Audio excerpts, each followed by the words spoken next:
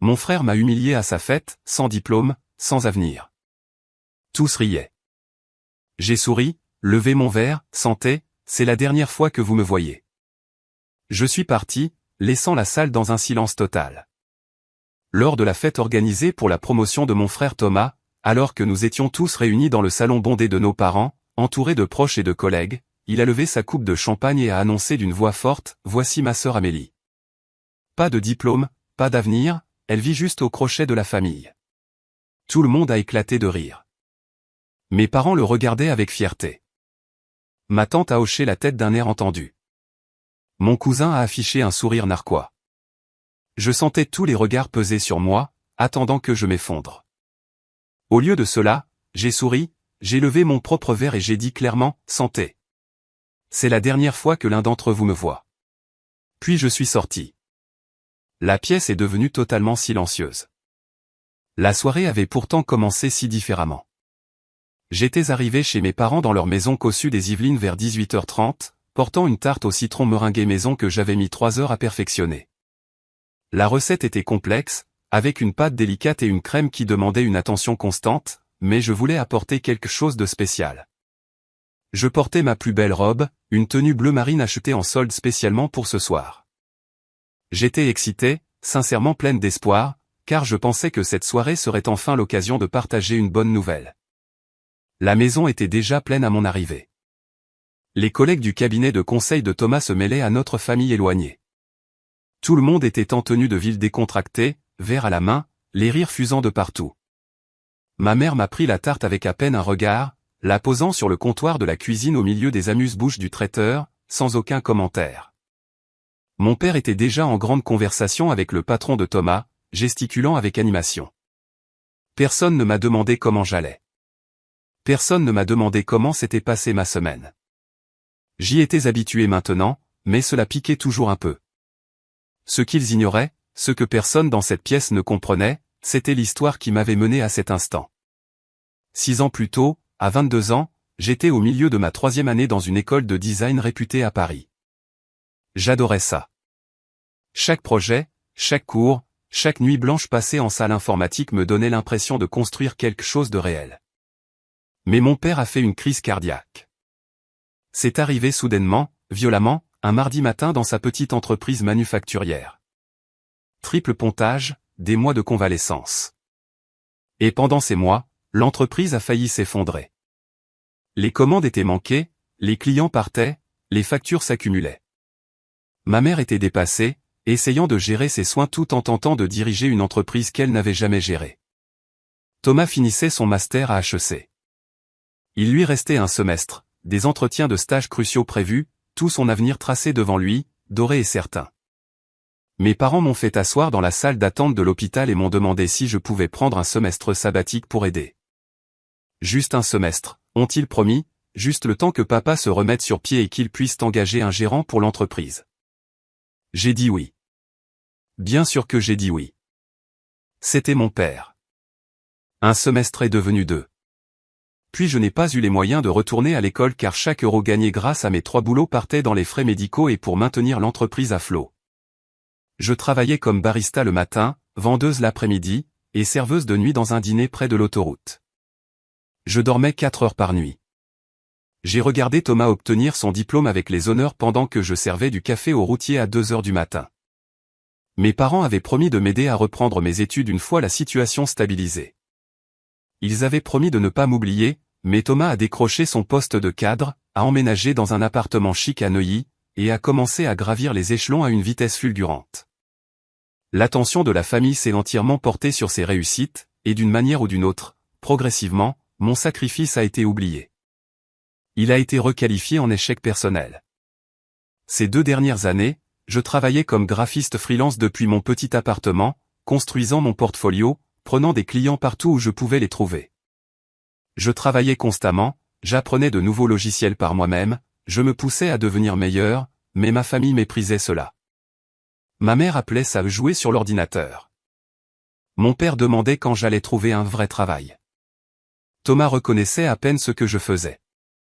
Ce soir-là, avant son annonce cruelle, je me tenais près de la cuisine pour ne pas gêner, quand j'ai entendu ma mère parler à un groupe d'épouses de collègues de Thomas. Nous sommes tellement bénis, disait-elle, la voix vibrante de fierté. Thomas a incroyablement bien réussi. Nous avons un enfant qui a réussi. Au moins, Thomas a fait quelque chose de sa vie. L'une des femmes m'a jeté un coup d'œil, visiblement mal à l'aise. Ma mère n'a rien remarqué ou ne s'en est pas souciée. Mon père, rejoignant la conversation, a ajouté en secouant la tête, Amélie n'a jamais eu de motivation. Vous savez, certains enfants sont des fonceurs et d'autres ont besoin d'être poussés. Nous avons essayé, mais on ne peut pas tout faire à leur place. Ces mots m'ont fait l'effet d'un coup physique. J'ai serré mon verre plus fort, les jointures blanches, mais je suis restée silencieuse. Je me suis dit que je resterais pour Thomas. Être solidaire. Être la plus mature. Puis est venu le moment. Thomas a réclamé l'attention de tous. La pièce s'est tue. Il se tenait au centre du salon, élégant dans son costume coûteux. L'enfant prodige dans toute sa splendeur. Il a parlé de sa promotion au poste de consultant senior, des défis à venir, de sa gratitude pour le soutien familial. Puis ses yeux se sont posés sur moi. Et je devrais présenter ma sœur pour ceux qui ne la connaissent pas, a-t-il dit, son ton changeant soudainement pour devenir presque moqueur. Voici ma sœur Amélie. Pas de diplôme, pas d'avenir, elle vit juste au crochet de la famille. La pièce a explosé de rire. Pas des gloussements polis, mais de vrais rires, comme s'il avait raconté une blague vraiment drôle. Mes parents riaient. Ma tante Caroline riait. Mes cousins riaient. Le patron de Thomas riait. Je sentais chaque œil sur moi, observant ma réaction, attendant que je me ratatine, que je pleure ou que je m'excuse d'exister. Mes mains tremblaient, ma gorge se serrait. Mais quelque chose en moi s'est durci au lieu de se briser. J'ai souri. J'ai levé mon verre. Et j'ai parlé clairement, calmement, pour que tout le monde entende. Santé. C'est la dernière fois que vous me voyez. Puis je me suis tourné et j'ai marché vers la porte. Les rires se sont éteints instantanément. Le silence qui les a remplacés était épais et choqué. J'ai entendu ma mère halter. J'ai entendu quelqu'un chuchoter « Oh mon Dieu !» Je ne me suis pas retourné. J'ai franchi la porte d'entrée, traversé l'allée jusqu'à ma vieille Peugeot 206 de 10 ans. Mes mains tremblaient tellement que je pouvais à peine mettre la clé dans le contact. Au moment où je sortais de l'allée, mon téléphone a commencé à vibrer violemment. J'ai conduit 20 minutes jusqu'à mon appartement, la vision brouillée par les larmes, le téléphone vibrant continuellement sur le siège passager. Quand je me suis enfin garé, je suis restée assise dans la voiture et j'ai pleuré plus fort que je ne l'avais fait depuis des années. Pas seulement à cause de ce que Thomas avait dit, mais à cause de ce que cela révélait.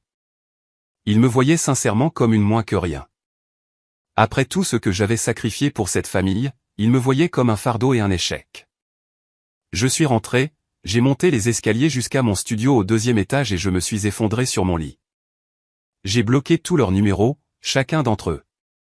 Puis j'ai pleuré jusqu'à ne plus avoir de larmes, faisant le deuil de la famille que je pensais avoir, pleurant les gens que j'aurais voulu qu'ils soient.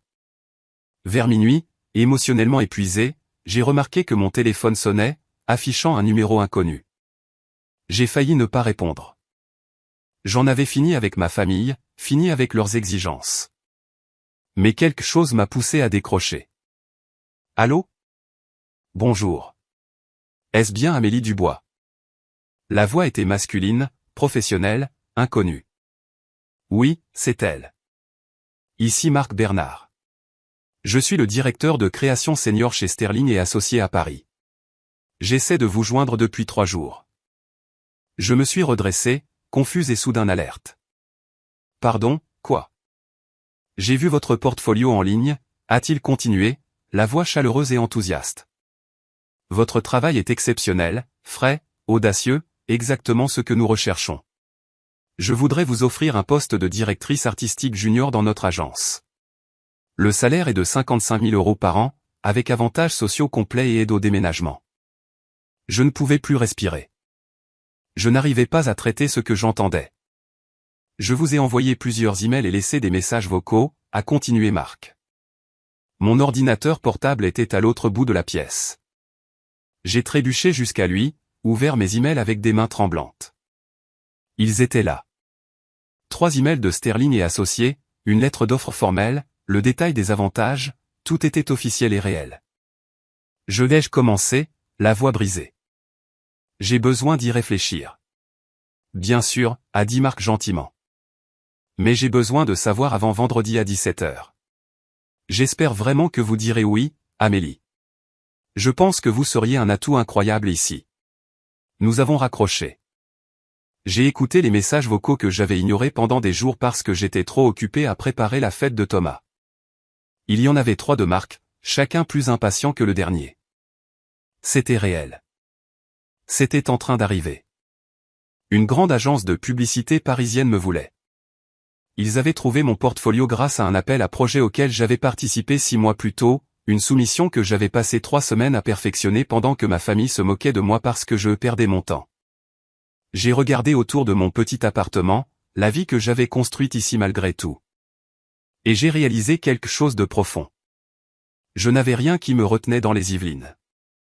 Plus d'amis proches car j'avais été trop occupé à travailler pour entretenir des relations. Pas de famille qui me valorisait. Rien d'autre que la peur de l'inconnu. Et j'avais fini d'avoir peur. Je n'ai pas dormi cette nuit-là. Je suis resté assise devant mon ordinateur à lire et relire la lettre d'offre de Sterling et Associés, essayant de me convaincre que c'était réel. 55 000 € par an. En cumulant mes missions freelance et en survivant tout juste, j'avais gagné peut-être 28 000 € l'année dernière. C'était le double. C'était une vie. À l'aube, j'avais pris ma décision. J'ai ouvert mes emails et tapé une réponse à Marc Bernard. Cher Marc, je suis honoré et ravi d'accepter votre offre. Merci de croire en mon travail. Je suis prête à commencer dès que possible. Cordialement, Amélie. J'ai appuyé sur envoyer avant de pouvoir douter. Dans l'heure qui a suivi, alors que je préparais du café les mains tremblantes, Marc a répondu. Il était clairement ravi. Il a envoyé les papiers d'embauche, une date de début 2 semaines plus tard, et les coordonnées d'un spécialiste en relocalisation qui pourrait m'aider à trouver un appartement à Paris. Les 2 semaines suivantes sont passées dans un flou de logistique et de détermination. J'ai donné mon préavis pour mon appartement, mon propriétaire étant étonnamment compréhensif. J'ai emballé tout ce que je possédais dans des cartons, ce qui n'était pas grand-chose. Vêtements, livres, mon matériel informatique, les bases de cuisine. Toute ma vie tenait dans ma petite voiture avec de la place en rab. Pas une seule fois ma famille n'a appelé. Ils attendaient clairement que je m'excuse, que je revienne en rampant, en admettant que j'avais surréagi. Je ne les ai pas contactés non plus. Chaque jour passé dans le silence me rendait plus certaine que je faisais le bon choix. Le jour du déménagement est arrivé un samedi matin gris. J'ai chargé le dernier carton dans ma voiture, jeté un dernier regard à l'appartement où j'avais passé 2 ans à me reconstruire à partir de rien, et je suis parti. Je ne me sentais pas triste. Je me sentais libre. Paris était intense, de la meilleure façon possible. Le spécialiste en relocalisation m'avait aidé à trouver un petit studio à Montreuil, abordable avec mon nouveau salaire, à 40 minutes de métro des bureaux de l'agence située près de l'Opéra. C'était plus petit que mon logement précédent, mais les fenêtres donnaient vers l'est et la lumière du matin inondait la pièce.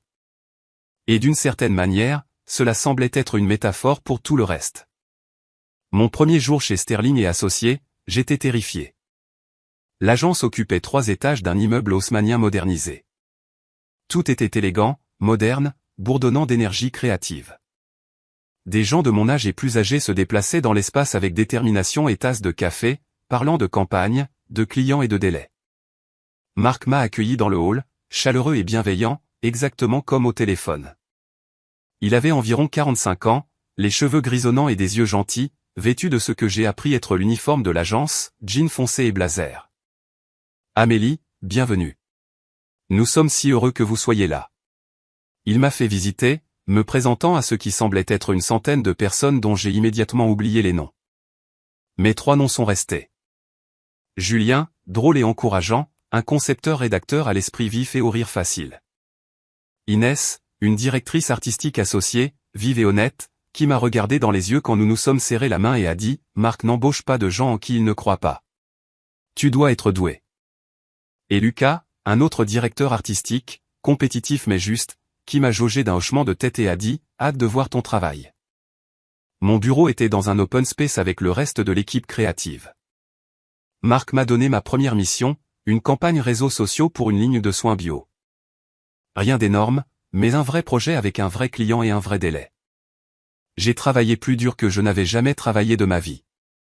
Je restais tard, arrivais tôt, poussais chaque design à travers de multiples révisions. Julien a commencé à se joindre à moi pour le déjeuner, me faisant rire avec des histoires de présentations désastreuses et de réunions clients qui tournent mal. Inès passait régulièrement à mon bureau, offrant des retours durs mais qui rendaient toujours mon travail plus fort. Même Lucas, initialement distant, a commencé à hocher la tête avec approbation devant mes concepts. Les 3 premiers mois ont filé dans un brouillard d'apprentissage et de croissance. J'étais épuisé, mais exalté. Chaque jour, je me prouvais que j'avais ma place ici, que j'étais doué pour ça, que Marc avait eu raison de m'engager. Je ne pensais pas beaucoup à ma famille. Quand je le faisais, c'était avec une douleur sourde que je repoussais. J'avais fait mon choix. Ils avaient fait le leur. J'avançais. Puis, 4 mois après le début de mon nouveau travail, j'ai reçu un message sur LinkedIn d'une certaine Angélique Martin. Le message était bref. Bonjour Amélie, je travaille avec ton frère Thomas. J'ai quelque chose d'important à te dire. Pouvons-nous prendre un café? J'ai fixé le message pendant un long moment. Une partie de moi voulait l'ignorer, garder Thomas et tout ce qui était lié à lui dans le passé, là où c'était sa place. Mais la curiosité l'a emporté. Nous nous sommes rencontrés un samedi après-midi dans un café près de Bastille, à mi-chemin entre nos appartements. Angélique avait environ 30 ans, habillée de façon décontractée, avec des cheveux courts et foncés et une expression sérieuse. Elle est allée droit au but. Je vais être franche, a-t-elle dit en remuant son latte. Thomas s'attribue le mérite de ton travail. Mon estomac s'est noué. Quoi? Il y a environ 8 mois, Thomas t'a demandé de concevoir des supports de présentation pour lui, n'est-ce pas? Comme une faveur? Je me suis souvenu. Il m'avait appelé à l'improviste, inhabituellement amical, disant qu'il avait un pitch client important et besoin de graphisme. Pouvais-je aider? Ça ne me prendrait que quelques heures, avait-il dit. C'était une occasion de faire quelque chose de gentil pour mon frère, de peut-être reconstruire notre relation. Alors, je l'avais fait. J'avais conçu un diaporama entier, professionnel et soigné. Il a dit à notre patron et aux associés qu'il avait conçu ses supports lui-même, a continué Angélique. Il a reçu des félicitations pour son initiative créative. Cela faisait partie de son dossier de promotion, une des raisons pour lesquelles il est passé consultant senior. J'avais la nausée. Comment le sais-tu? J'ai vu ton portfolio en ligne il y a quelques semaines, a-t-elle dit. Je cherchais un graphiste pour un projet personnel et quelqu'un a recommandé ton site. J'ai reconnu les designs de la présentation immédiatement. Même style, mêmes éléments. J'ai vérifié les métadonnées sur les fichiers que Thomas a soumis. Ils ont été créés des mois avant qu'il ne prétende les avoir faits, et les propriétés de l'auteur original avaient été supprimées. Elle a sorti son téléphone et m'a montré des captures d'écran, des emails, des propriétés de fichiers, des horodatages, tout prouvant que Thomas avait pris mon travail et l'avait revendiqué comme le sien. Pourquoi me dis-tu ça, ai-je demandé, ma voix à peine au-dessus d'un murmure. L'expression d'Angélique s'est durcie. Nous nous sommes revus 2 fois au cours des 2 semaines suivantes. Angélique m'a fourni des copies de tout, des preuves détaillées. Elle m'a encouragé à les utiliser comme je le voulais, que ce soit pour confronter Thomas, le signaler à son entreprise ou simplement les garder pour ma propre tranquillité d'esprit.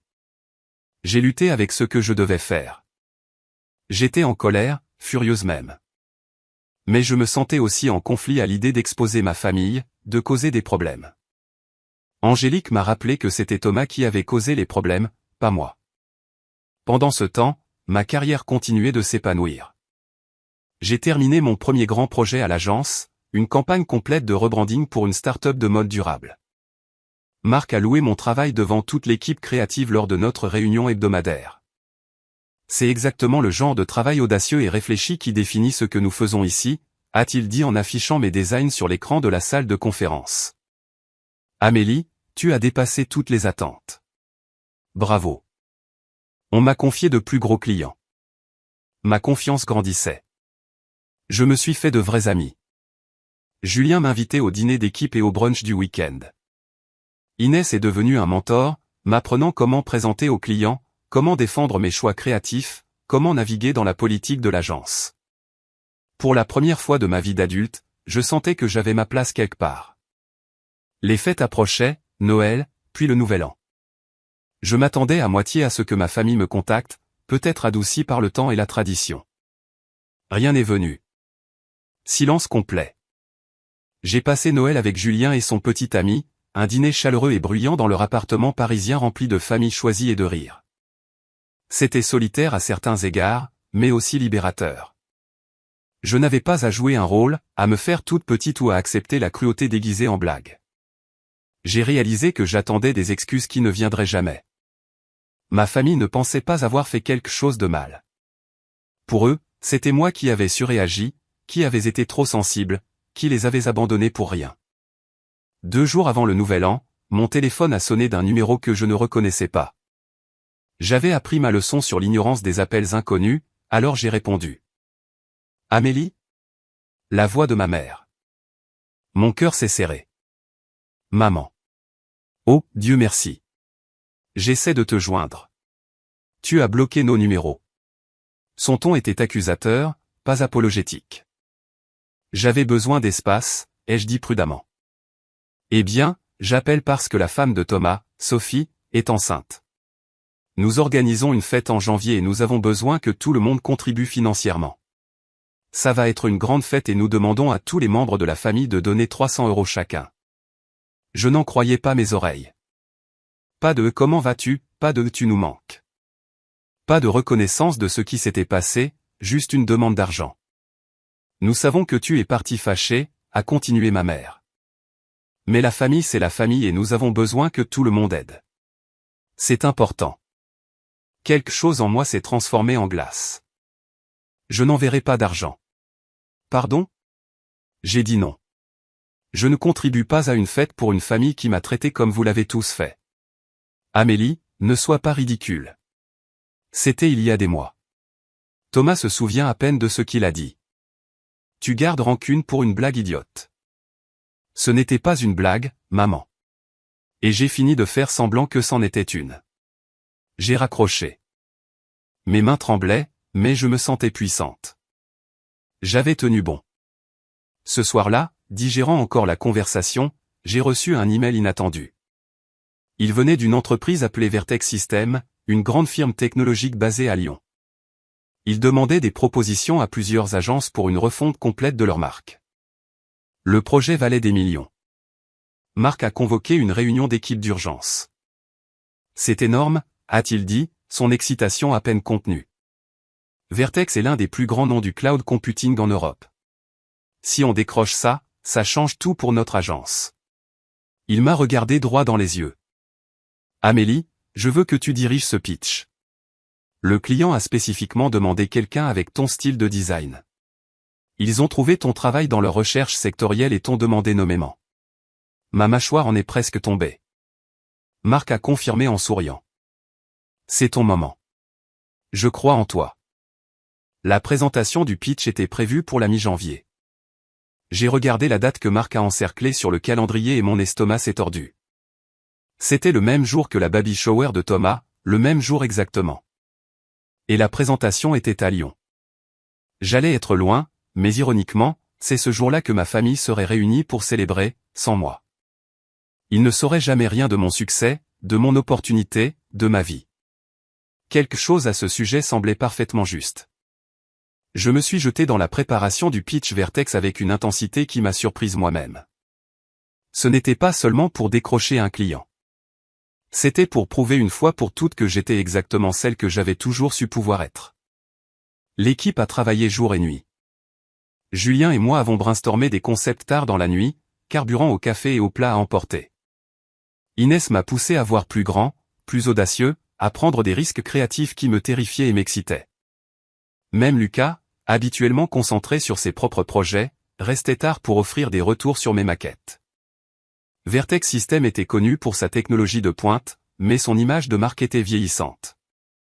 Ils avaient besoin d'une refonte visuelle complète, quelque chose qui les positionnerait comme innovants et dignes de confiance sans aliéner leurs clients corporatifs existants. J'ai conçu quelque chose de révolutionnaire, combinant une esthétique épurée et minimaliste avec des éléments numériques interactifs. Le concept était moderne mais pas tendance, sophistiqué mais pas rigide. Marc a examiné mon travail et s'est levé de sa chaise. C'est ça, a-t-il dit doucement. C'est exactement ce dont ils ont besoin. Amélie, tu vas les époustoufler. Une semaine avant le pitch, mon téléphone a sonné. Encore un numéro différent. J'avais arrêté de les bloquer, me disant que si ma famille voulait vraiment me joindre, ils trouveraient un moyen. Cette fois, c'était mon père. Sa voix était sévère, froide. Ta mère m'a dit que tu refusais de contribuer à la baby shower. Pas de bonjour. Pas de comment vas-tu? Juste directement l'accusation. C'est exact, ai-je dit calmement. C'est extrêmement égoïste, Amélie. Après tout ce que nous avons fait pour toi, c'est comme ça que tu nous rembourses. En abandonnant ta famille quand nous avons besoin de toi. L'ironie était si épaisse que j'ai failli rire. Après tout ce que vous avez fait pour moi, papa? J'ai abandonné mes études pour sauver ton entreprise. J'ai travaillé 3 boulots pour payer tes factures médicales. J'ai renoncé à mon éducation pour que Thomas puisse finir la sienne. Qu'avez-vous fait pour moi dernièrement, exactement? Silence à l'autre bout.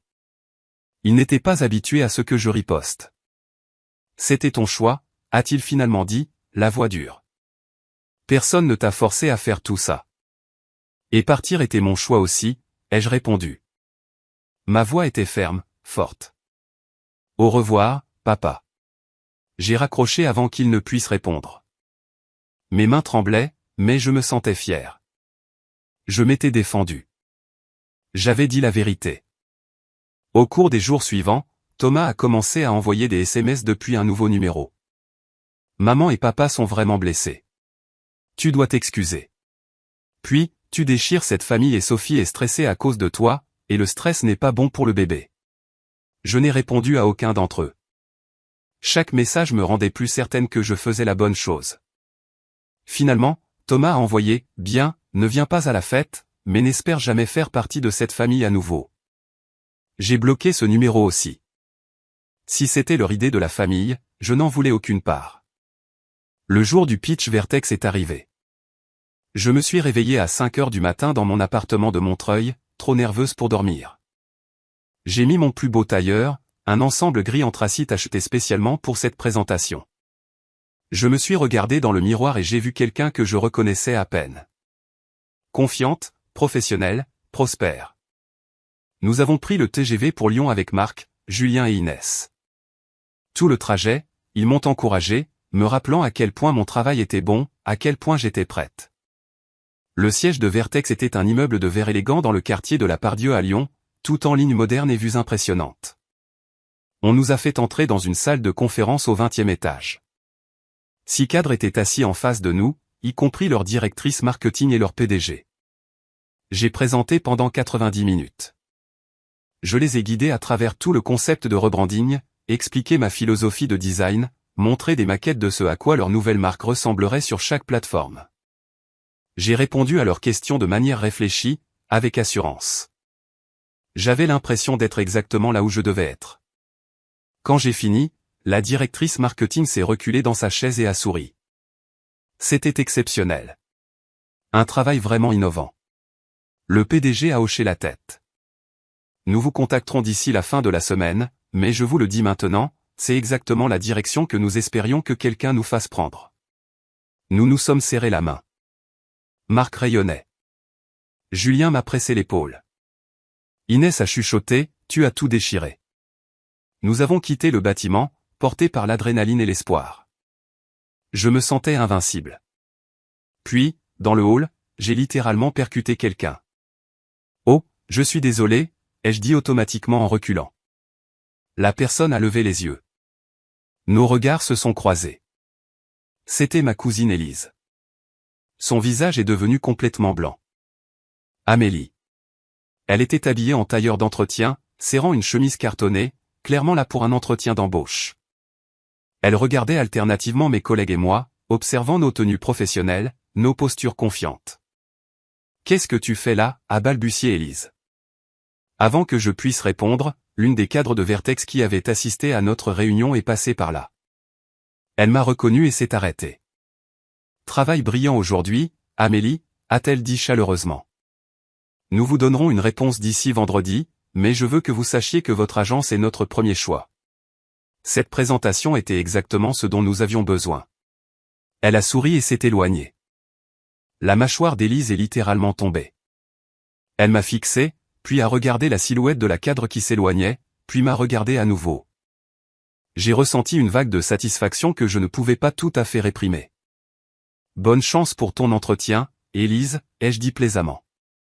Puis je suis sorti, la laissant stupéfaite dans le hall. Le trajet de retour vers Paris était euphorique. Mon équipe n'arrêtait pas de célébrer, parlant déjà de la façon dont nous exécuterions la campagne quand, et non si, nous décrocherions le contrat. Marc n'arrêtait pas de me jeter des regards avec cette expression fière, presque paternelle. Tu sais que ça change tout pour toi, n'est-ce pas, a-t-il dit. Gagné ou perdu, tu viens de prouver que tu peux gérer des clients majeurs. Tu es prête pour le niveau supérieur. Vendredi est arrivé. Marc a reçu l'appel à 14 heures. Tout le bureau semblait retenir son souffle alors qu'il prenait la réunion dans son bureau aux parois vitrées. Nous pouvions le voir hocher la tête, sourire, puis serrer le poing en l'air. Il est sorti et a annoncé, on l'a eu. Vertex nous a choisis. Le bureau a explosé. Les gens applaudissaient, s'embrassaient, se tapaient dans les mains. Julien m'a soulevé et m'a fait tourner. Inès m'a prise à part et a dit, tu as fait ça. C'était tout toi. Ce soir-là, Marc m'a appelé dans son bureau. Assieds-toi, Amélie. Mon cœur battait la chamade. Quelque chose n'allait pas? Je te promeux directrice artistique, a-t-il dit simplement. Avec effet immédiat. Ton salaire passe à 75 000 €. Tu es la plus jeune personne à détenir ce titre dans l'histoire de cette agence. Tu l'as mérité. Je ne pouvais pas parler. Je suis restée assise là, submergée, pendant qu'il m'expliquait les nouvelles responsabilités et opportunités. À 28 ans, j'étais passée de freelance dans mon appartement à directrice artistique dans une grande agence en moins d'1 an. Cette nuit-là, j'ai appelé Angélique pour la remercier des preuves concernant Thomas. Je les garde, lui ai-je dit. Mais je n'ai pas décidé quoi en faire. Tu n'as pas besoin de vengeance, a dit Angélique sagement. Tu gagnes déjà. Tu construis quelque chose de réel. C'est mieux que n'importe quelle confrontation. Elle avait raison. J'avais l'impression d'avoir dépassé le besoin de prouver quoi que ce soit à ma famille. Ma vie était pleine et réussie sans eux. 2 semaines plus tard, je travaillais tard au bureau, affinant des concepts pour le déploiement de Vertex. Mon téléphone a sonné. Numéro inconnu. J'ai répondu distraitement, concentré sur mon écran. Amélie? Une voix de femme froide et tranchante. Oui, c'est Sophie, la femme de Thomas. J'ai arrêté ce que je faisais. D'accord. Je ne sais pas ce que tu penses faire, a-t-elle dit, son ton dégoulinant de mépris. Mais Élise a dit à toute la famille qu'elle t'a vu à Lyon prétendant être une sorte de grande professionnelle, affirmant que tu dirigeais une présentation importante. Mon estomac s'est serré. Je ne prétendais pas.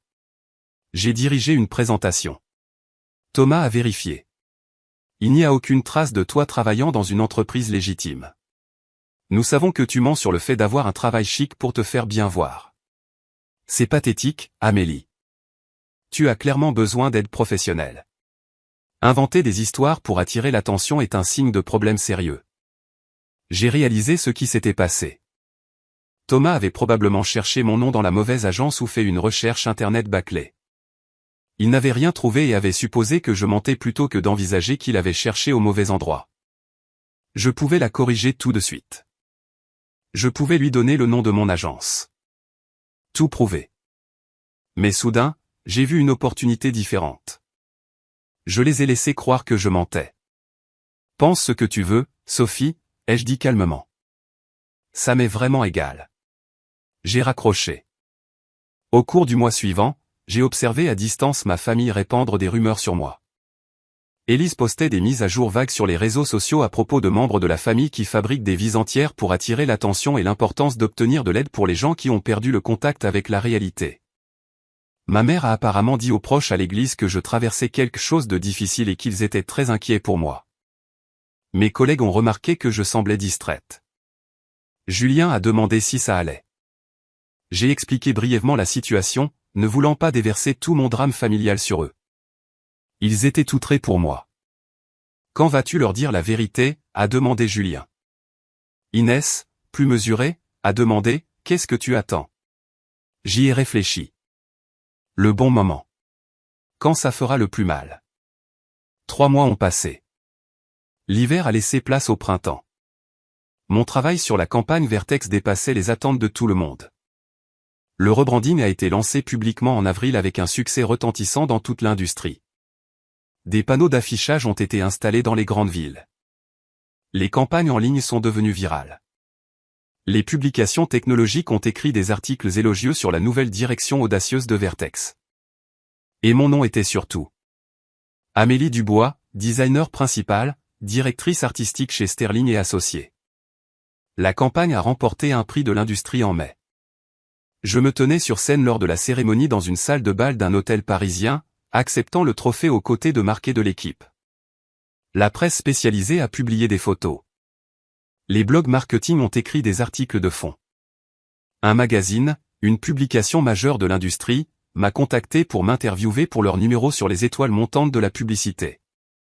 L'article a été mis en ligne un mercredi matin.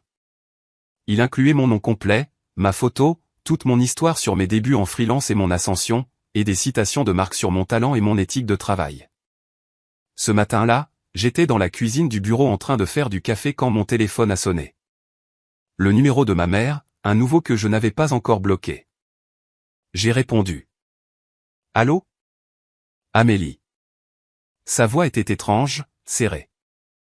J'ai besoin que tu m'expliques quelque chose. Quoi? Quelqu'un à l'entreprise de ton père vient de lui montrer un article sur toi. À propos d'un prix de publicité et d'un travail à Paris. Je n'ai rien dit. Est-ce que c'est réel, a-t-elle exigé. Est-ce que tu travailles vraiment dans cette agence? Est-ce que toute cette histoire est vraie? Oui, maman. Tout est vrai. C'est vrai depuis plus d'1 an. Silence, puis doucement, pourquoi ne nous l'as-tu pas dit? J'ai failli rire. Quand vous l'aurais-je dit? Quand tu as appelé pour demander de l'argent? Quand Thomas m'a envoyé un SMS pour me traiter d'égoïste? Quand papa a dit que je n'avais aucune motivation? Quand aurait été le bon moment? Les gens posent des questions, a-t-elle dit, la voix se brisant légèrement. C'était là. Pas d'excuses, pas de reconnaissance de ce qu'ils avaient fait, juste une inquiétude pour les apparences et un désir de tout balayer sous le tapis. Les gens posent des questions, ai-je répété lentement. Tu es embarrassée. C'est ça qui t'inquiète. Amélie, s'il te plaît. Je vais y réfléchir, ai-je dit, et j'ai raccroché. Mais j'avais déjà pris ma décision. J'allais à cette fête, mais pas pour faire la paix. J'allais m'assurer qu'ils comprennent enfin exactement ce qu'ils avaient perdu. Au cours des 2 semaines suivantes, j'ai reçu des messages de divers membres de la famille, chacun plus surréaliste que le dernier. Mon père a envoyé un SMS, nous sommes fiers de ce que tu as accompli. Viens célébrer avec nous. Comme s'il ne m'avait pas dit que je manquais de motivation quelques mois plus tôt. Thomas a envoyé, et Serette, j'ai vu ton article. C'est vraiment cool. On se rattrape bientôt. Décontracté et amical, comme s'il ne m'avait pas humilié devant 50 personnes et volé mon travail. Ma tante Caroline a appelé et laissé un message vocal, ma chérie, nous avons toujours su que tu réussirais tôt ou tard. Hâte de te voir à la fête du petit Léo. Ce sera comme au bon vieux temps. Chaque message réécrivait l'histoire. Effaçait la cruauté. Prétendait que l'humiliation n'avait jamais eu lieu. Il voulait accéder à mon succès maintenant. Voulait se prélasser dans la gloire reflétée. Voulait dire à leurs amis que leur fille, sœur, nièce travaillait dans la publicité à Paris. J'ai montré les messages à Inès pendant le déjeuner un jour. Elle les a lus avec une fureur croissante, son expression normalement composée s'assombrissant. Ils veulent t'utiliser, a-t-elle dit brutalement. Ils ne te valorisaient pas quand ils pensaient que tu ne valais rien. Maintenant ils veulent te revendiquer parce que tu as réussi. Ne les laisse pas faire. Je vais à la fête, ai-je dit. Elle a eu l'air surprise. Pourquoi? Parce qu'ils ont besoin d'entendre la vérité. Ils ont besoin de comprendre ce qu'ils ont fait, et ils ont besoin de l'entendre devant tout le monde, de la même manière qu'ils m'ont humilié. Inès m'a étudié un long moment, puis a hoché la tête lentement. D'accord, mais sois prudente. Assure-toi de faire ça pour les bonnes raisons. J'ai pensé à son avertissement. Était-ce de la vengeance? Peut-être en partie, mais c'était aussi une conclusion. C'était tracer une ligne. C'était refuser de les laisser réécrire notre histoire. J'ai répondu oui pour la fête.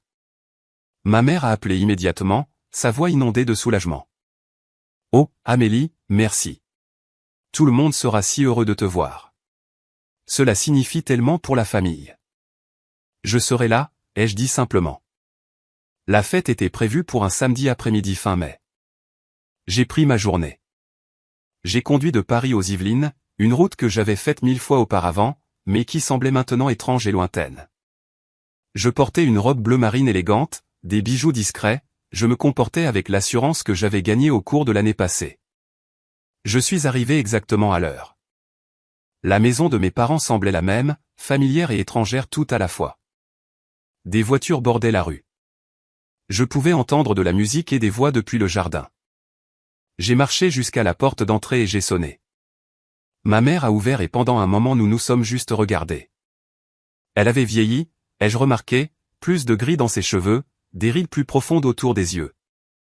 Amélie, a-t-elle dit, m'attirant dans une étreinte serrée. Je n'ai pas rendu l'étreinte. Merci d'être venu. S'il te plaît, ne mentionnons rien de désagréable aujourd'hui. C'est le jour de Léo. J'ai hoché la tête sans m'engager et je suis entré. La maison était pleine de monde. Famille élargie, collègues de Thomas, voisins, amis de mes parents. Tout le monde s'est retourné quand je suis entré, la reconnaissance et la curiosité sur leur visage. Le bruit avait clairement couru sur ma carrière. Je n'étais plus la déception de la famille.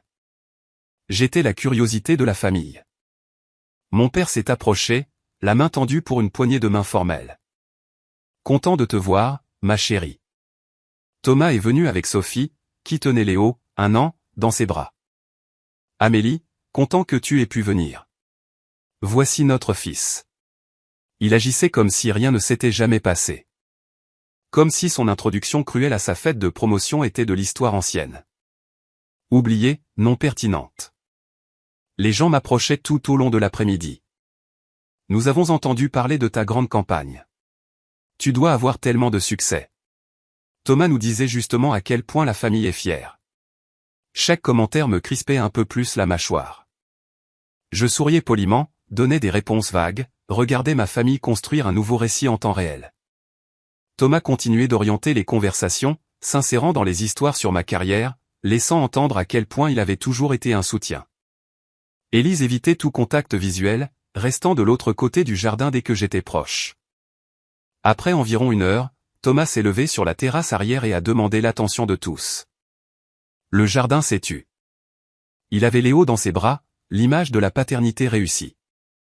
Je veux juste remercier tout le monde d'être venu célébrer le premier anniversaire de Léo, a-t-il dit, sa voix portant à travers la pelouse.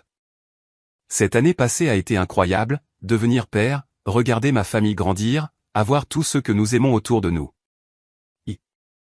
Elle m'a regardé directement. Je suis particulièrement heureux que ma sœur ait pu être ici aujourd'hui. Nous avons toujours été proches, et la famille signifie tout pour moi. Le mensonge était trop flagrant, c'était trop. J'ai senti quelque chose en moi craquer. Je me suis levé. En fait, ai-je dit, ma voix claire et stable. J'aimerais dire quelques mots. Le visage de ma mère est devenu pâle.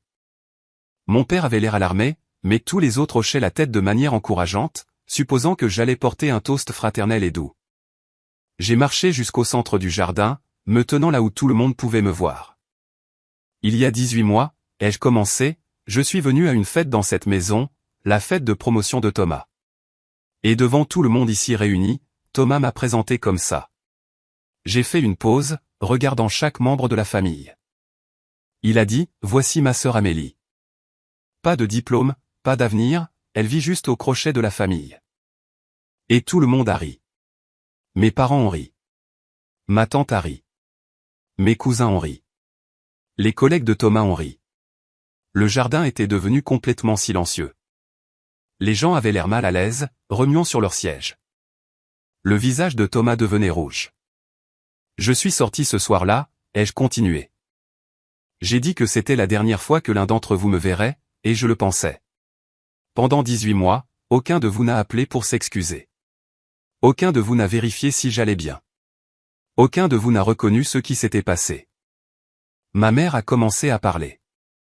J'ai levé la main. Laisse-moi finir. Ce que vous ne savez pas, c'est que j'ai abandonné mes études pour sauver cette famille. Quand papa a fait sa crise cardiaque, quand l'entreprise coulait, j'ai quitté l'école. J'ai travaillé 3 boulots pour payer les factures médicales. J'ai renoncé à mon éducation pour que Thomas puisse finir son master. J'ai sacrifié mon avenir pour cette famille. J'ai sorti mon téléphone, ouvert les fichiers qu'Angélique m'avait donnés. Et puis Thomas m'a demandé de concevoir des supports de présentation pour lui. Je l'ai fait comme une faveur. Il a dit à son patron qu'il les avait conçus lui-même. Il a reçu des félicitations pour ça. C'était une des raisons pour lesquelles il a eu sa promotion. La promotion que nous célébrions ce soir-là. J'ai les preuves juste ici. Email, fichier, horodatage, tout. J'ai levé mon téléphone, commencé à le faire passer. Les gens regardaient les preuves, puis Thomas.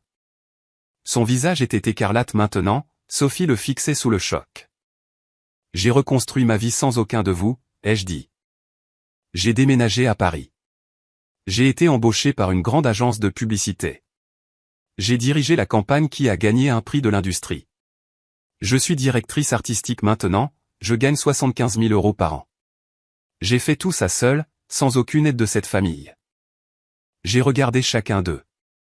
Ma mère, mon père, Thomas, Élise, tout le monde. Je suis venu ici aujourd'hui pour vous donner une dernière chance, pour vous excuser, pour reconnaître ce qui s'est passé, pour me montrer que vous comprenez à quel point vous m'avez blessé. Ma voix était stable, mais des larmes coulaient sur mon visage maintenant. Mais tout ce que vous avez fait, c'est faire semblant. Vous n'êtes pas fier de moi. Vous êtes embarrassé d'avoir eu tort à mon sujet. Vous ne voulez pas de relation.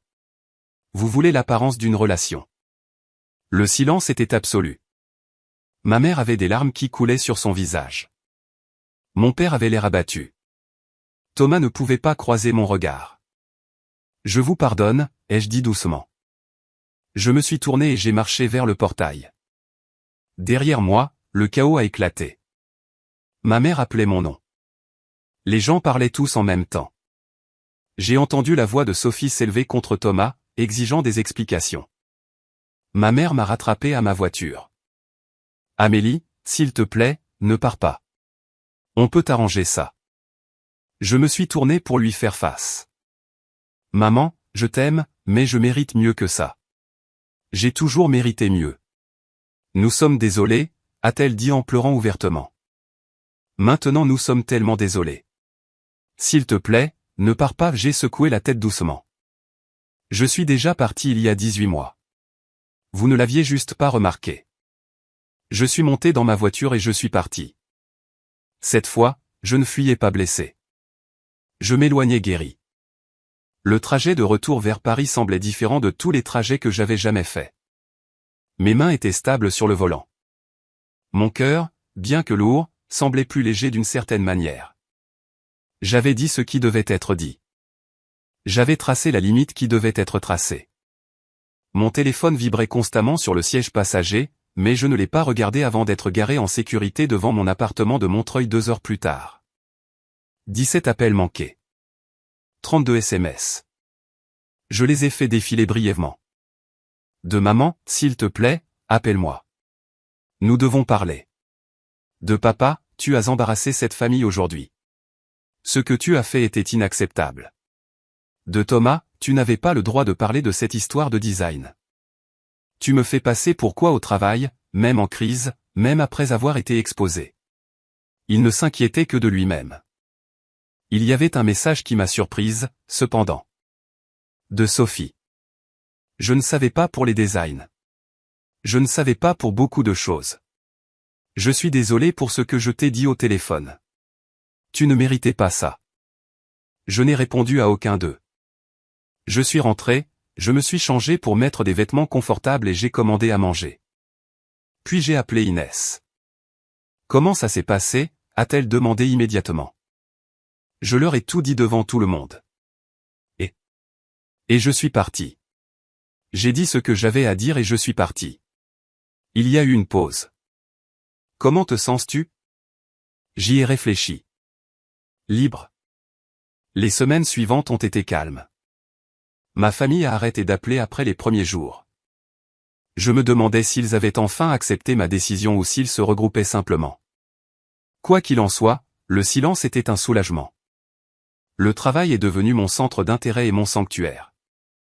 La campagne Vertex performait au-delà des projections, et nous avions commencé à recevoir des demandes d'autres grandes entreprises technologiques qui avaient vu notre travail. Marc continuait de me confier de plus gros projets, me faisant confiance avec plus de responsabilités. En juin, j'ai rencontré Pierre lors d'une exposition photo dans le Marais. C'était un photographe freelance qui exposait une série sur les paysages urbains. Nous avons commencé à parler de composition et d'espace négatif, et 3 heures plus tard, nous avons réalisé que la galerie fermait. Il m'a demandé mon numéro. Je le lui ai donné. Notre premier rendez-vous a été un café qui s'est transformé en dîner, qui s'est transformé en promenade dans la ville jusqu'à minuit à parler de tout et de rien. Il était gentil, attentionné, sincèrement intéressé par mon travail. Quand je lui ai parlé prudemment de ma situation familiale, il n'a pas essayé de la réparer ou de la minimiser. Il a juste écouté. Ça a demandé du courage, a-t-il dit simplement. De te défendre comme ça. C'était exactement ce que j'avais besoin d'entendre. L'été est passé dans un flou de bonnes choses. Ma relation avec Pierre s'est approfondie. Mes amitiés au travail se sont renforcées. Julien et moi avons commencé une tradition de brunch le dimanche. Inès est devenue plus qu'un mentor. Elle est devenue une vraie amie, quelqu'un que je pouvais appeler à minuit quand j'étais anxieuse à propos d'un pitch, quelqu'un qui me disait la vérité même quand c'était dur à entendre. En août, Marc m'a appelé dans son bureau. « Assieds-toi, Amélie. » Mon cœur a bondi. J'avais appris que ces conversations pouvaient aller dans les deux sens. Il a souri. « Je te promeux encore. Directrice artistique senior. Ton salaire est maintenant de 90 000 €. Tu l'as mérité 10 fois. J'avais 29 ans et je gagnais plus d'argent que je n'avais jamais imaginé possible. Plus que Thomas, ai-je réalisé avec une petite satisfaction privée. Un soir de début septembre, je suis rentré à la maison pour trouver une épaisse enveloppe dans ma boîte aux lettres. L'adresse de retour était la maison de mes parents dans les Yvelines. Mon premier instinct a été de la jeter sans l'ouvrir, mais quelque chose m'a fait la rentrer. Je me suis assise sur mon canapé pendant 10 minutes à regarder l'enveloppe. Finalement, je l'ai ouverte. À l'intérieur se trouvait une lettre, longue de 8 pages, écrite à la main sur le papier à lettres de ma mère. « Chère Amélie, commençait-elle. Je ne sais pas si tu liras ceci.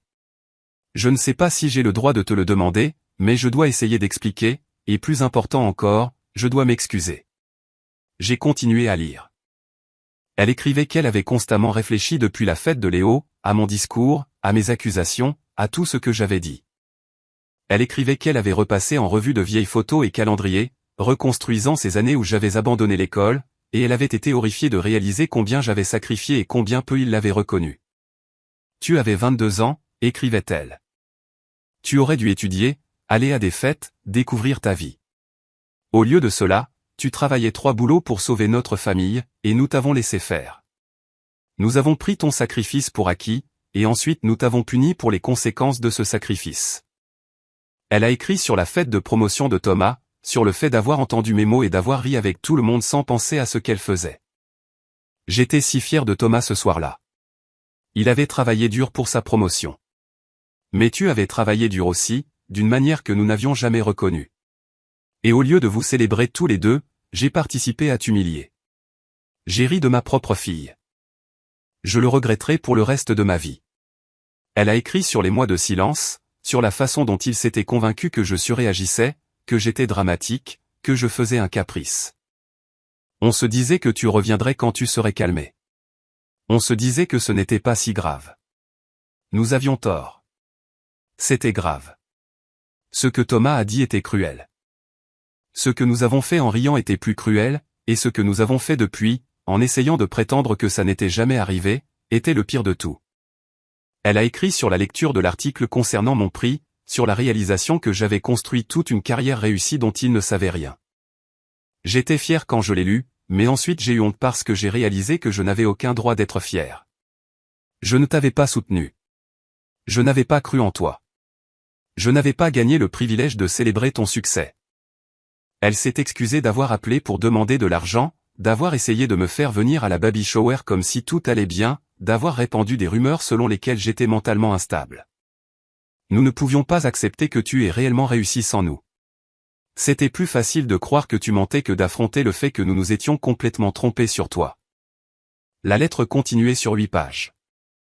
De vraies excuses, assumant la responsabilité, pas d'excuses bidons, pas de diversion, juste la vérité. Je ne m'attends pas à ce que tu nous pardonnes, concluait-elle. Je me suis assise sur mon canapé et j'ai pleuré. Pas vraiment des larmes de tristesse, quelque chose de plus compliqué. Le deuil de ce qui aurait pu être, le soulagement qu'elle comprenne enfin, la gratitude qu'elle ait écrit la lettre, et toujours en dessous de tout ça, la colère que ça ait pris autant de temps. Je n'ai pas répondu tout de suite. J'avais besoin de temps pour traiter, mais j'ai gardé la lettre. Une semaine plus tard, une autre enveloppe est arrivée. Celle-ci de Thomas, plus courte, seulement 2 pages, mais similaire dans le ton. Amélie, j'ai beaucoup réfléchi depuis la fête de Léo. En fait depuis bien avant ça. Mais je n'étais pas honnête avec moi-même. Angélique est venue me voir après que tu as exposé le vol des designs. Elle a démissionné et a raconté toute l'histoire à nos associés. Il y a eu une enquête. J'ai reçu un blâme formel. Je suis passé très près d'être viré. Je suis en probation maintenant. Et j'ai mérité tout ça. J'ai volé ton travail. Je me suis attribué le mérite de ton talent. Et pire, je me suis moqué de toi publiquement pour ne pas avoir le succès que je t'avais littéralement volé. J'étais jaloux. J'ai toujours été jaloux de toi, en fait. Tu es naturellement créative d'une manière que je n'ai jamais été. Tu crées de belles choses. Je fais juste des tableaux Excel. Quand tu as abandonné pour aider papa, une partie de moi était soulagée parce que ça voulait dire que je serais toujours celui qui réussit par défaut. C'est une chose terrible à admettre, mais c'est vrai. J'ai construit ma carrière en partie sur ton sacrifice et en partie sur ton travail volé. Et ensuite j'ai eu l'audace de te traiter de parasite. J'ai honte. Je suis désolé. Je sais que ce n'est pas assez. Et je sais que tu ne me dois pas le pardon, mais j'avais besoin que tu saches que je comprends ce que j'ai fait maintenant. J'essaie d'être meilleur pour Léo. Si rien d'autre, je veux qu'il grandisse en voyant son père prendre ses responsabilités, traiter les gens avec respect, valoriser ceux qui comptent. J'ai échoué à tout ça avec toi. Je suis désolé, Thomas. J'ai lu sa lettre 2 fois.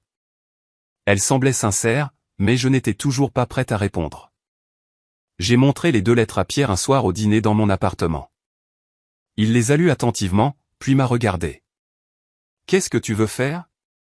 Je ne sais pas, ai-je admis. Une partie de moi veut croire qu'ils ont changé. Une partie de moi pense qu'il est trop tard. Peut-être que c'est les 2, a dit Pierre doucement. Peut-être qu'ils ont changé et peut-être qu'il est trop tard pour que les choses redeviennent comme avant. Mais ça ne veut pas dire qu'il n'y a pas de chemin possible. Juste un chemin différent. J'ai pensé à ces mots pendant des jours. Finalement, j'ai répondu à ma mère. Pas une longue lettre, juste une page. Maman, merci pour ta lettre. Merci d'avoir enfin été honnête sur ce qui s'est passé.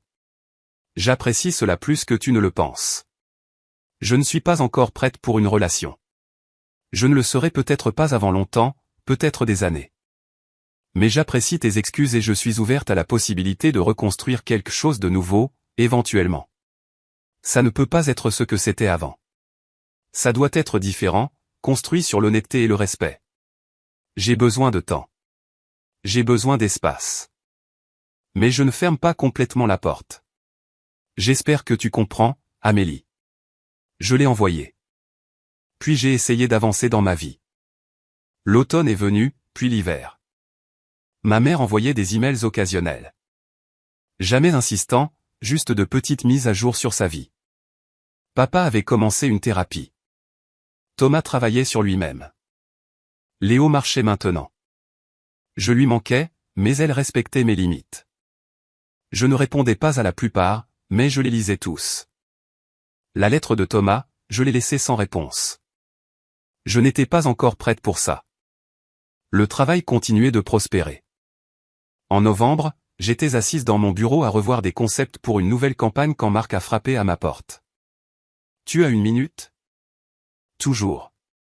Il s'est assis, l'air presque nerveux. « Les associés veulent te voir. » Salle de conférence, maintenant. Mon estomac a chuté. Quelque chose ne va pas? Vas-y juste, a-t-il dit, mais il souriait. J'ai marché jusqu'à la salle de conférence sur des jambes flageolantes. Les 3 associés qui possédaient l'agence étaient assis à la table. Ils se sont levés quand je suis entré. Amélie, a dit chaleureusement l'associé senior, une femme nommée Catherine. Assieds-toi, je t'en prie. Je me suis assise. Nous avons observé ton travail de très près, a-t-elle continué. Tes campagnes ont amené 5 clients majeurs l'année dernière. Tu as mentoré les designers juniors brillamment. Tu as représenté cette agence lors d'événements de l'industrie avec professionnalisme et perspicacité. Pour dire les choses simplement, tu nous es devenu indispensable. Elle a glissé un dossier sur la table. Nous aimerions t'offrir le poste de directrice de création. Cela vient avec un salaire de 115 000 €, un intéressement aux bénéfices et un siège à nos réunions de direction créative. Tu serais la plus jeune directrice de création dans les 30 ans d'histoire de notre agence. Je ne pouvais pas respirer. Directrice de création à 29 ans. Nous avons besoin d'une réponse d'ici la fin de la semaine, a dit Catherine. Mais j'espère que tu diras oui. J'ai retrouvé ma voix. Oui, je dis absolument oui. Ils ont souri, se sont levés, m'ont serré la main. Bienvenue à la direction, Amélie. Ce soir-là, j'ai célébré avec ma famille choisie, Pierre, Julien, Inès, Lucas et Marc. Nous sommes allés dans un restaurant à Saint-Michel, avons bu trop de vin, ri jusqu'aux larmes. Ces gens qui m'avaient vu au plus bas et m'avaient aidé à devenir la meilleure version de moi-même, qui avaient cru en moi quand ma propre famille ne le pouvait pas. C'était ma famille maintenant, et c'était très bien comme ça. 1 an après avoir quitté la fête d'anniversaire de Léo, j'étais une personne complètement différente vivant une vie complètement différente. Pas différente de la manière qui se voyait en surface, bien qu'il y en ait eu plein. Différente de la manière qui comptait. J'avais appris à me valoriser. J'avais appris que l'amour sans respect n'est pas vraiment de l'amour.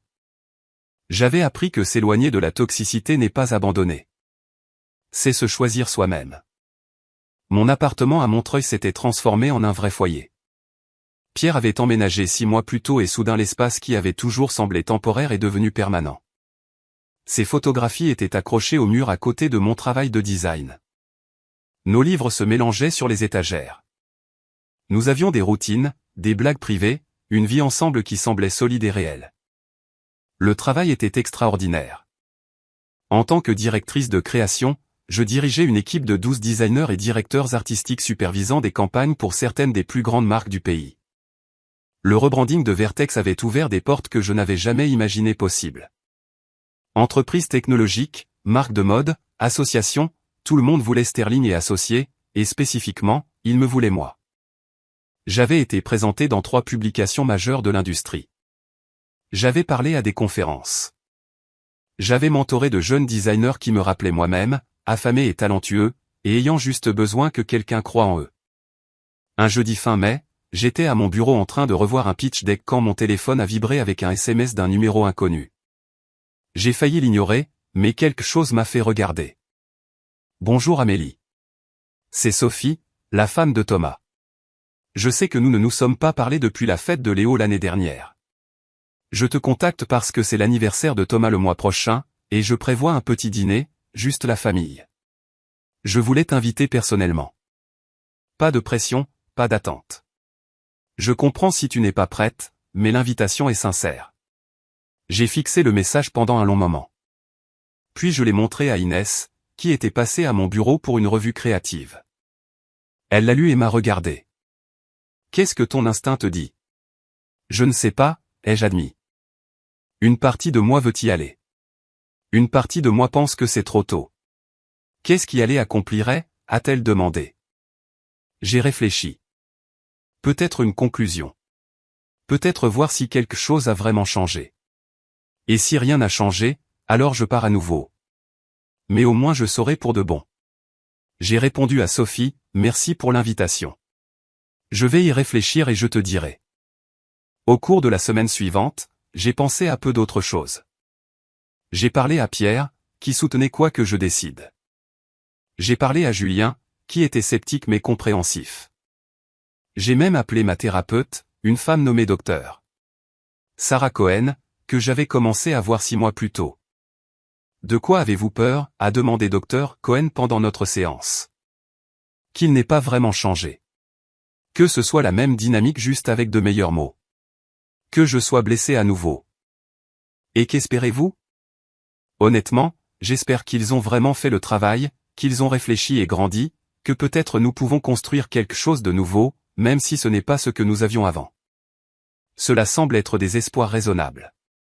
Pouvez-vous vous protéger s'ils ne sont pas satisfaits?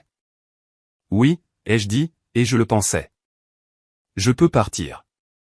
Je sais comment partir maintenant. J'ai envoyé un SMS à Sophie. Le dîner était prévu pour un samedi soir à la mi-juin chez Thomas et Sophie à Neuilly. J'ai conduit depuis Paris avec Pierre, à qui j'avais demandé de venir avec moi pour me soutenir. Il m'a tenu la main tout le trajet. Si tu veux partir à n'importe quel moment, a-t-il dit, on part. Pas de question. La maison de Thomas et Sophie était belle, une meulière rénovée dans un beau quartier. Des jouets d'enfants parsemaient le jardin de devant.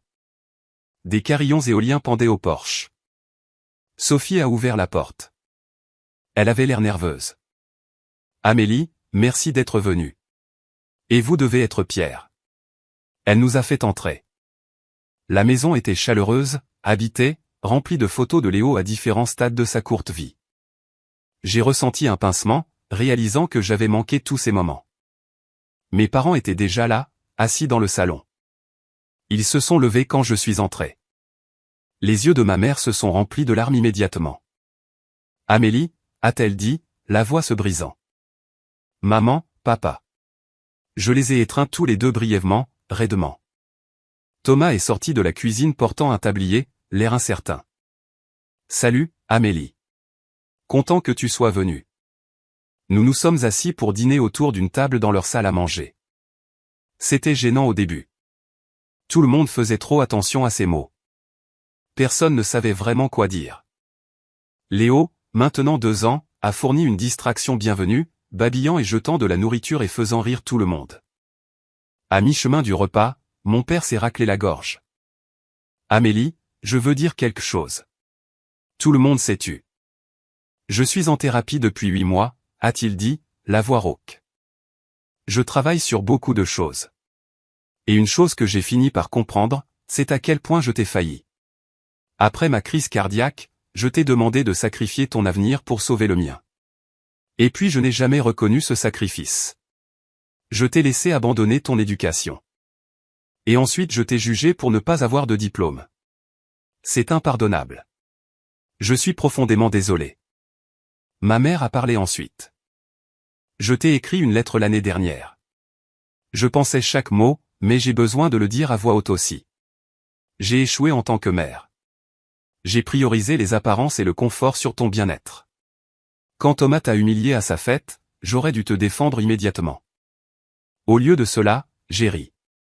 Je porterai cette honte pour le reste de ma vie. Je suis désolé, ma chérie. Je suis tellement, tellement désolé. Thomas a posé sa fourchette. Je travaille avec un thérapeute aussi. Et j'ai dû affronter des vérités difficiles sur moi-même. J'étais jaloux de toi, Amélie. Toujours. Tu es talentueuse d'une manière que je ne suis pas, créative et courageuse et authentique. J'ai construit mon succès en partie sur ton travail. Et ensuite je me suis moqué de toi pour ne pas avoir de succès.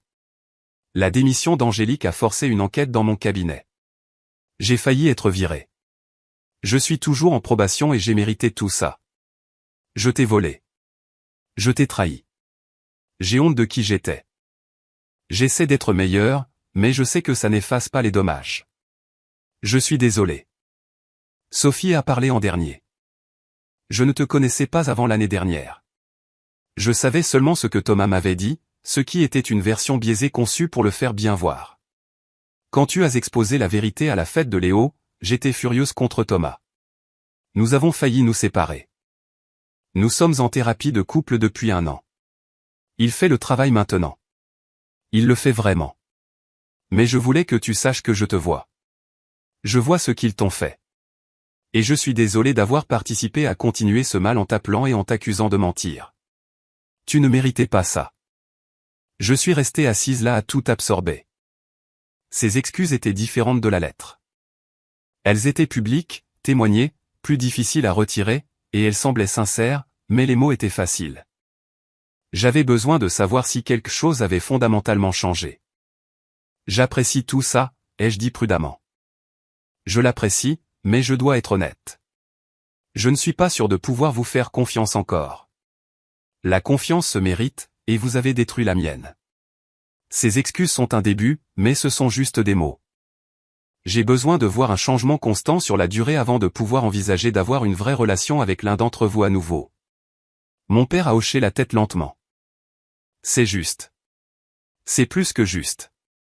J'ai besoin de limites, ai-je continué. J'ai besoin de savoir que si je dis non à quelque chose, ce sera respecté. J'ai besoin de savoir que ma carrière et mes choix ne seront pas méprisés ou moqués. J'ai besoin de savoir qu'on ne me demandera pas de me sacrifier pour cette famille à nouveau. Compris, a dit ma mère doucement. Et j'ai besoin que vous compreniez tous autre chose, ai-je dit en regardant chacun d'eux. J'ai construit une belle vie sans vous. J'ai des gens qui m'aiment et me soutiennent. J'ai une carrière dont je suis fier. J'ai un partenaire qui me traite avec respect. Je n'ai plus besoin de cette famille. Je choisis de vous donner une chance parce que je le veux, pas parce que j'en ai besoin. C'est une distinction importante. Les yeux de Thomas étaient rouges. Nous comprenons. Et nous sommes reconnaissants que tu sois même disposé à essayer. La conversation est passée à des sujets plus légers après ça. Ils ont posé des questions sur mon travail et je leur ai parlé des campagnes récentes. Ils ont posé des questions sur Pierre et il les a charmés avec des histoires sur ses projets photos. Ma mère a demandé si j'étais heureuse et j'ai dit oui sincèrement. Nous sommes partis vers 21h.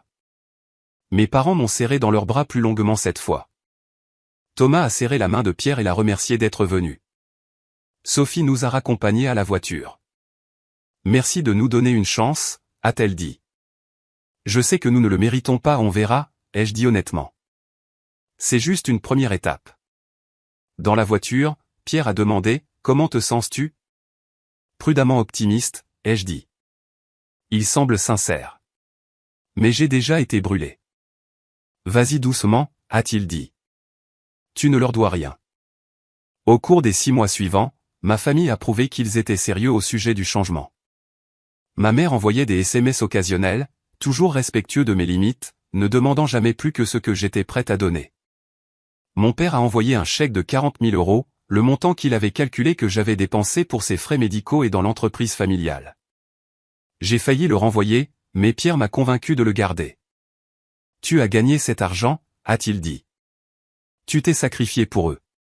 Laisse-les faire au moins une réparation financière partielle. J'ai déposé le chèque et je l'ai utilisé comme apport pour un appartement à Montreuil, un investissement dans mon avenir. Thomas me contactait tous les mois, jamais insistant, envoyant des mises à jour sur Léo et ses propres progrès en thérapie. Il avait commencé à faire du bénévolat avec un programme de mentorat pour les jeunes, travaillant avec des gamins intéressés par les carrières commerciales. Il m'a envoyé une photo de lui avec un groupe d'adolescents à un forum des métiers, l'air sincèrement heureux. J'essaie d'être le genre de mentor que j'aurais aimé être pour toi, disait son SMS. Lentement, prudemment, j'ai commencé à les laisser revenir. Pas complètement. Pas au centre de ma vie où ils pourraient me blesser à nouveau, mais à la périphérie où nous pouvions construire quelque chose de nouveau. À Noël cette année-là, j'ai accepté de passer une journée dans les Yvelines avec la famille. Juste une journée, avec Pierre comme tampon. C'était étrange mais pas terrible. Nous avons échangé des cadeaux. Léo, maintenant 2 ans et demi, était fasciné par le matériel de dessin que je lui avais apporté. Ma mère a pleuré quand je lui ai donné une photo encadrée de moi acceptant ma promotion de directrice de création, un rappel visuel du succès que j'avais construit sans eux. Je mets ça dans le salon, a-t-elle dit. Je veux que tous ceux qui visitent la voient. Je veux qu'il sache à quel point je suis fier de toi. Je n'ai pas corrigé son utilisation du mot fier. J'apprenais à accepter la réalité complexe que les gens pouvaient être sincèrement fiers de vous maintenant, même s'ils vous avaient terriblement failli dans le passé. En mars, près de 2 ans après avoir quitté la fête d'anniversaire de Léo, j'ai reçu une invitation inattendue. Le Festival de la publicité organisait sa cérémonie annuelle de remise de prix à Cannes.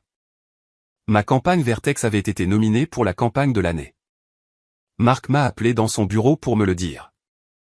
Nous t'envoyons pour représenter l'agence. Tous frais payés. Et Amélie, tu vas gagner. Je sais que tu vas gagner. Tu ne peux pas savoir ça, ai-je dit, mais je souriais. Je reconnais le talent quand je le vois. Tu vas gagner. La cérémonie était un samedi soir en avril. Sterling et associé a envoyé toute une équipe, Marc, Inès, Julien, Lucas et moi. Pierre est venu comme mon accompagnateur. Nous avons pris l'avion pour Nice, sommes restés dans un bel hôtel, avons passé la journée avant la cérémonie à explorer la côte. La cérémonie de remise des prix se tenait dans une immense salle de bal, des centaines de professionnels de l'industrie en tenue de soirée. Quand ils ont annoncé les nominés pour la campagne de l'année, mon cœur battait si fort que je pensais que tout le monde pouvait l'entendre. La salle a explosé d'applaudissements. Je me suis levé, les jambes tremblantes, et j'ai marché vers la scène. Le trophée était lourd dans mes mains, réel et solide. J'ai regardé le public et j'ai vu mon équipe applaudir, Pierre filmer sur son téléphone, des étrangers applaudir mon travail. Au micro, j'ai dit « Merci ». Cette campagne représente tout ce que je crois sur le design. Que le bon travail vient de l'authenticité, de la prise de risque, du fait de s'entourer de gens qui croient en vous. Merci à Marc Bernard d'avoir pris un risque avec moi. Merci à mon équipe chez Sterling de m'avoir poussé à être meilleur. Et merci à tous ceux qui m'ont soutenu dans ce voyage. Cela signifie tout. Je suis sorti de scène et j'ai été immédiatement entouré de félicitations, de gens voulant me serrer la main, de photographes prenant des photos. C'était bouleversant et merveilleux. Plus tard ce soir-là, de retour à l'hôtel, j'ai posté une photo de moi avec le trophée sur les réseaux sociaux. J'utilisais rarement Instagram, mais cela valait la peine d'être partagé. En 1 heure, les messages ont commencé à affluer. Collègues de l'industrie, connaissances de l'école à qui je n'avais pas parlé depuis des années, anciens clients, et puis un SMS de ma mère. J'ai vu ton post. Ma chérie, je suis si incroyablement fier de toi. Tu as fait tout ça toute seule. Tu as mérité ça. Félicitations. Pour la première fois, sa fierté ne ressemblait pas à une tentative de réécrire l'histoire ou de s'attribuer du mérite. Cela ressemblait à un bonheur sincère pour mon succès. J'ai répondu « Merci, maman ». Ça compte beaucoup. C'était un petit moment, mais il comptait. Nous construisions quelque chose de nouveau. Lentement, prudemment, mais sincèrement. 6 mois après avoir gagné le prix de la campagne de l'année, j'étais assise dans mon bureau chez Sterling et associé un jeudi après-midi quand Catherine, l'associée senior, a frappé à ma porte. « Tu as 1 minute ?» « Bien sûr. » Elle s'est assise, l'expression sérieuse, mais pas méchante. « Amélie, je vais être directe parce que je pense que tu apprécies la franchise. Nous voulons faire de toi une associée junior. Nous t'offrons une part dans l'agence, un siège à la table exécutive, et un salaire de 150 000 €. Tu l'as mérité 10 fois. Qu'en dis-tu ? Je ne pouvais pas parler. À 30 ans, on m'offrait un partenariat dans une grande agence de publicité. 6 ans après que ma famille m'ait traité de moins que rien. 3 ans après être sorti de la fête de promotion de Thomas avec rien d'autre que ma dignité, je réussissais au-delà de tout ce que j'avais imaginé possible. Oui, ai-je finalement réussi à dire. Absolument, oui. Catherine a souri. Bien. Bienvenue au partenariat, Amélie.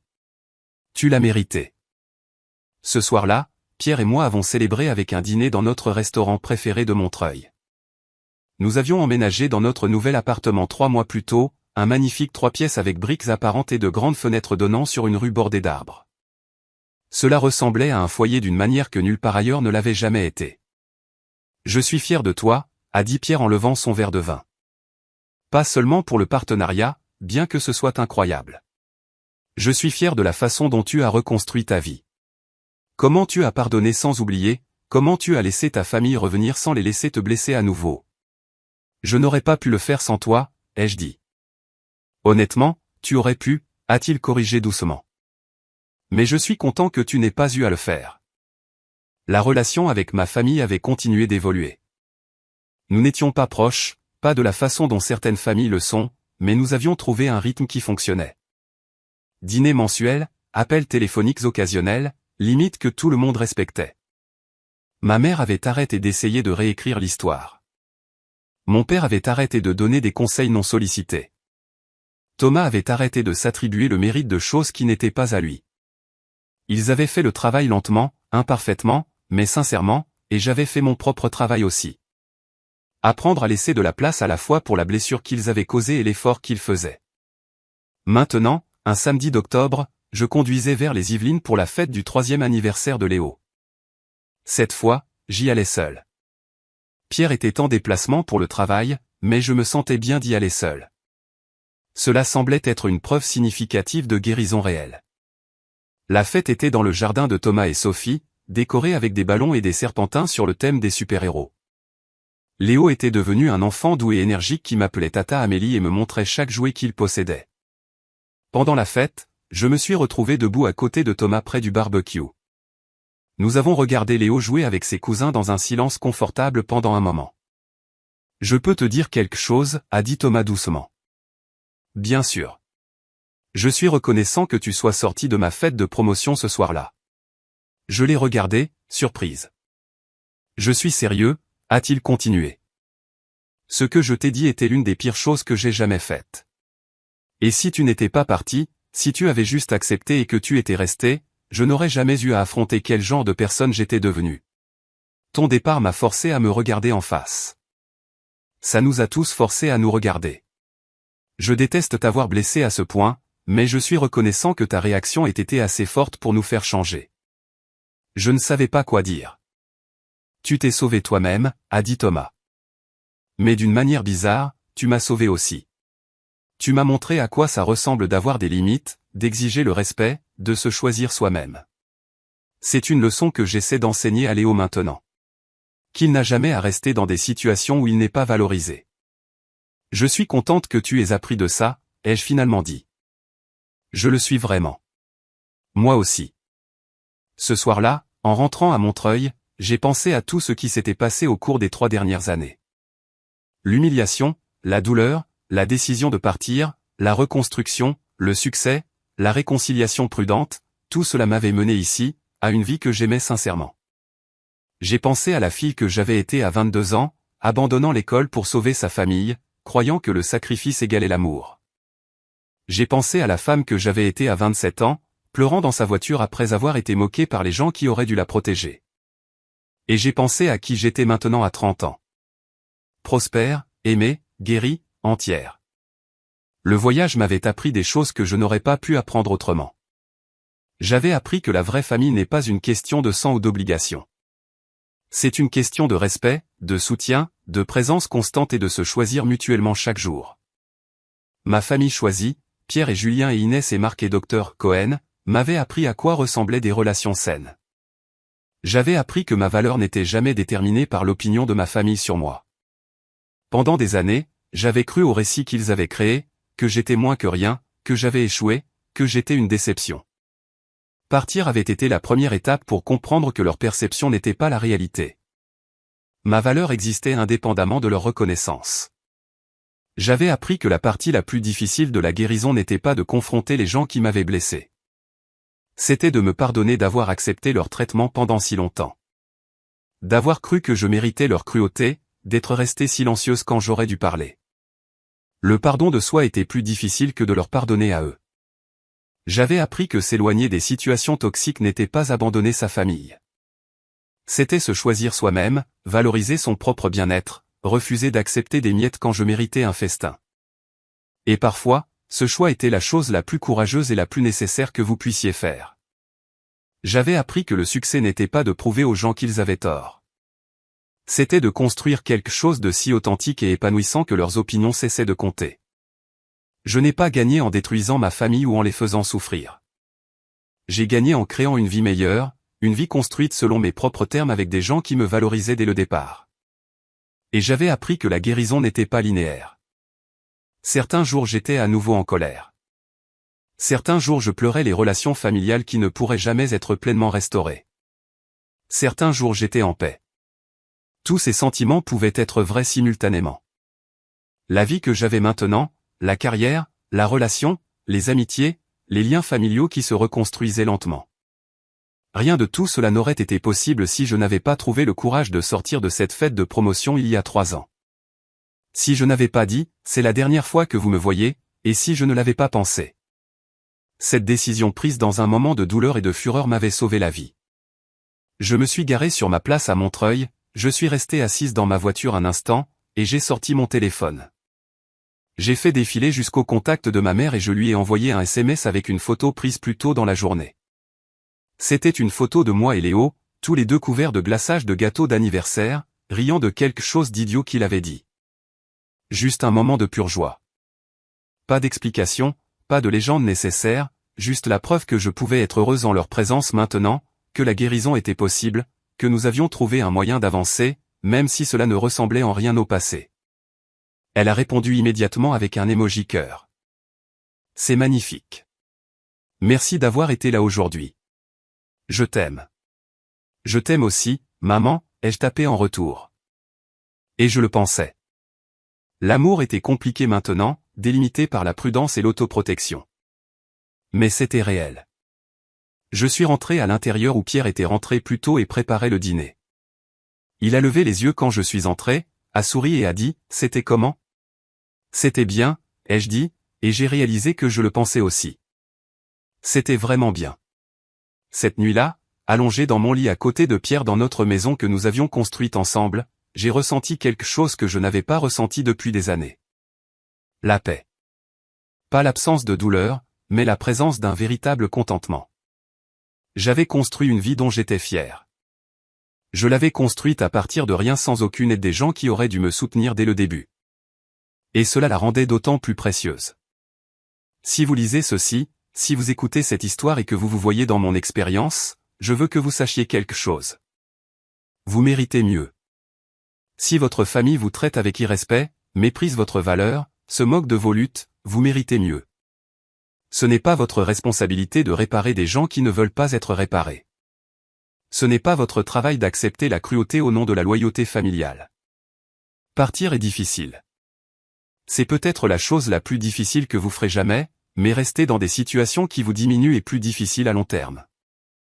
Cela vous coûte votre respect de vous-même, votre confiance, votre sens des possibles. Vous avez le droit de vous choisir. Vous avez le droit d'exiger le respect. Vous avez le droit de poser des limites et vous avez le droit de vous éloigner des gens qui ne peuvent pas ou ne veulent pas vous valoriser, même si ces gens sont votre famille. Le succès n'est pas une question de vengeance. Ce n'est pas de les faire regretter ou de leur prouver qu'ils ont tort. Le succès, c'est construire une vie qui vous rend heureux. Une vie entourée de gens qui voient votre valeur dès le premier jour. Une vie où vous n'avez pas à vous diminuer pour correspondre au récit de quelqu'un d'autre. Et si les gens qui vous ont blessé font finalement le travail, s'excusent finalement, changent finalement, vous décidez de les laisser revenir ou non. Mais cette décision doit venir d'un lieu de force et de guérison, pas d'obligation ou de culpabilité. Il y a 3 ans, je suis sorti d'une fête où ma famille m'a humilié. Aujourd'hui, je suis associé dans une grande agence de publicité. J'ai une belle maison avec quelqu'un que j'aime. J'ai de vraies amitiés. J'ai une famille que j'ai construite par choix et j'ai la paix. Cette paix valait chaque moment difficile du voyage pour arriver ici.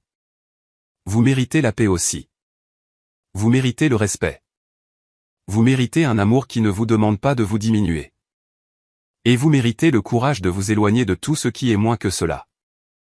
Votre valeur n'est pas sujette à débat. Elle ne l'a jamais été.